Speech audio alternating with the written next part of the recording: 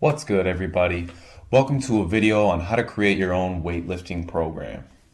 Now, before I talk about the specifics of how to do that, I need to make sure that people understand that if you're not sufficiently consistent and intense, it doesn't matter what kind of program, how well it's written, you're never going to make progress in the gym. Muscle growth is an adaptation to stress, and if you're not continuously stressing your body with new novel stimulus each and every time that you go into the gym, you're not giving it a reason to create any more muscle tissue because it really doesn't want to do that. It's metabolically taxing.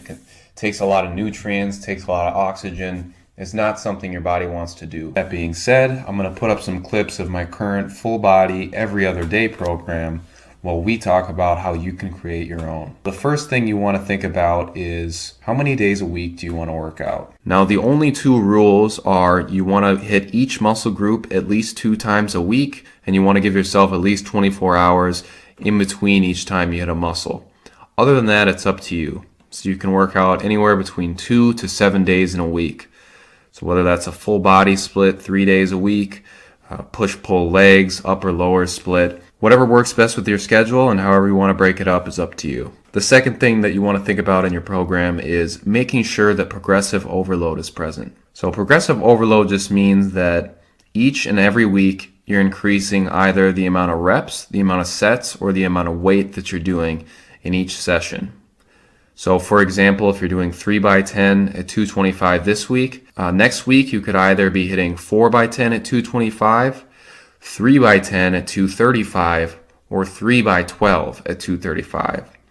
So in any of those avenues, you want to be constantly progressing to give your body that novel stimulus that we were talking about earlier. From there, we're getting into exercise selection. Now, the most important exercises are compound movements. These are movements that involve a lot of muscle groups at once, and you can use a lot of weight at once. These exercises include like the bench press, the squat, deadlift, bent over row, military press, and any variation of those movements. And about 90% of your gains will come from these exercises. These are what you want to focus on. As far as the sets per week of these, you want to be doing at least 10 sets per body part per week. So 10 sets of chest, 10 sets of back, 10 sets of legs, that sort of thing. As far as rep range, I generally stay between 5 to 12 reps. Below 5 reps in a set and you're going to have a difficult time recovering your central nervous system, so you might have to plan for a longer recovery time in between workouts. Whereas over 12 reps, it's difficult for people to realize when failure is in a set. So they end up kind of shorting themselves because they don't push themselves to failure. And then rest time is anywhere between 2 to 5 minutes. And that may seem like a long time, but the reason that you do longer rest times for these exercises is so that you can maximally perform the exercise each time that you do it. And really anything less than 2 minutes, you can't maximally perform the exercise again. I'm going to put a kind of slide at the very end of this with a list of compound exercises as well as isolation exercises, which we're going to get into in a moment. So isolation exercises are the second part of exercise selection.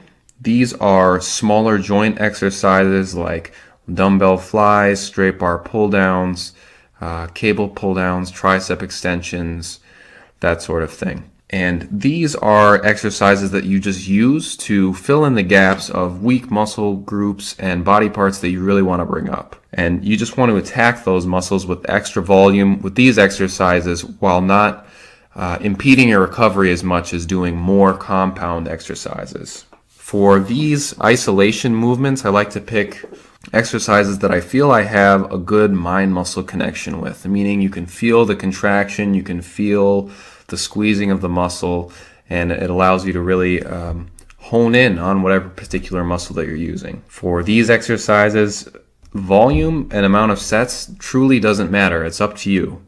Because like I said, these are kind of just the icing on the cake on top of the compound movements to bring up your weak body parts. Generally for these, I like to do have shorter rest times, maybe 30 to 90 seconds, and then 10 to 20 rep range. And that's just because you can get in a lot more volume that way. you get a better pump and kind of build up more lactic acid and build up more burn on these isolation exercises. And you can't necessarily do these exercises in low reps with heavy weight because they're using smaller muscle groups. So I hope this has been helpful in creating your own program. I'm going to drop that slide at the end here with a list of compound and isolation exercises as well as an example program. If you stuck around this long, thanks for watching and have a good rest of your day.